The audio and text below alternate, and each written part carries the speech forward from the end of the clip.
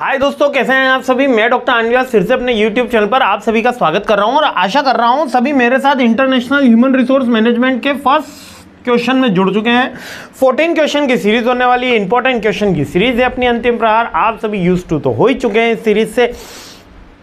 बहुत से बच्चों से मैंने पूछा था कि आप मेरे से कौन से सेमेस्टर से जुड़े हुए हो, तो बहुत से बच्चों ने बोला था कि सर फर्स्ट सेमेस्टर से जुड़े हुए हैं। तो फर्स्ट सेमेस्टर से लेकर लास्ट सेमेस्टर आ गया, अब आपका एमबीए ख़त्म होने वाला है, फोर्थ सेमेस्टर कंप्लीट होने वाला है। आपकी एमबीए की जर्नी, जहां first second third fourth semester की जर्नी कैसी रही, मेरे साथ ज़रा फीडबैक कमेंट करके ज़रूर बताइएगा।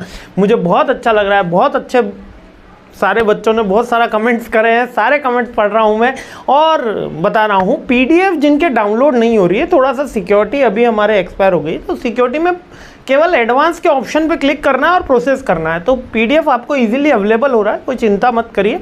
मैंने उसका लिए ट्यूटोरियल भी दे रखा है, आप एक बार ट्यूटोरियल का वीडियो जरूर देख लीजिएगा टेलीग्राम ग्रुप पे, जिसको पीडीएफ रिलेटेड इशू है।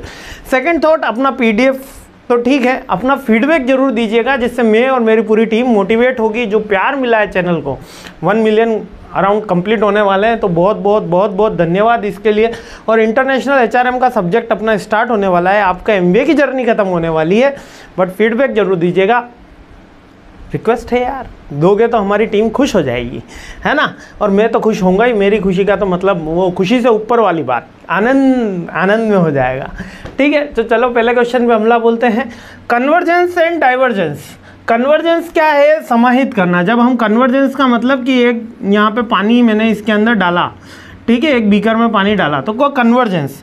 डाइवर्जेंस का मतलब इसमें से यहाँ से पानी मैंने एक्सट्रैक्ट कर लिया, ठीक है, इसको इस तरीके से समझिए।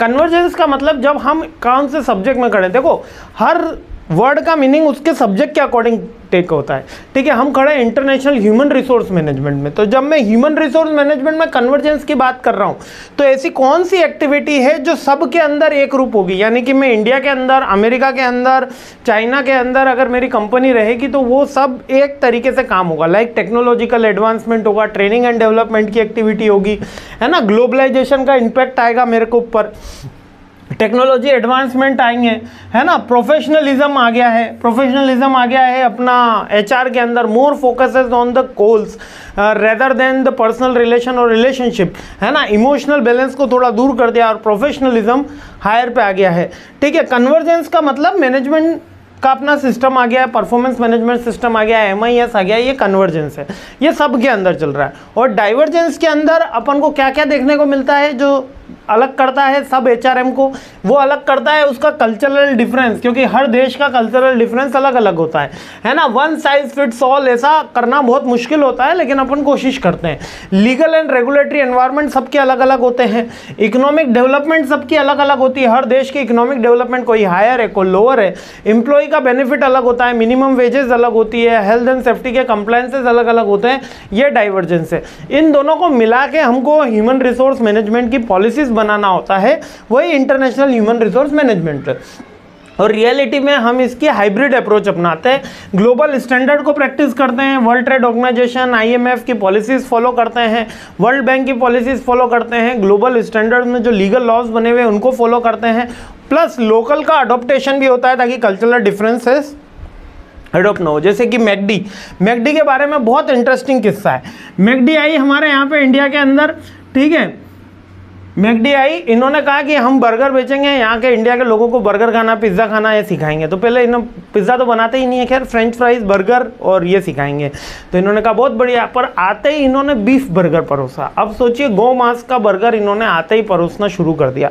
अब भारत एक बहुल्य हिंदू बहुल्य देश, वहाँ पर गाय हमारी माता है ना, और हमको कुछ नहीं आता है, ठीक है, हमारे बचपन का स्लोगन हम पढ़ते हुए आ रहे हैं। तो गाय माता के कारण उसमें काफ़ी मतलब मुंबई और दिल्ली में इन्होंने स्टार्ट किया तो काफ़ी अपोज हुआ, और मतलब इतना अपोज हुए कि तोड़ दिए इनके पूरे मतलब जहाँ पे इन्होंने आउटलेट लगाए थे सब कुछ तोड़ ताड़ दिया। तो मैकडी को ऐसा हुआ कि पूरा बोरिया बिस्तर बांध के बाहर जाना पड़ा।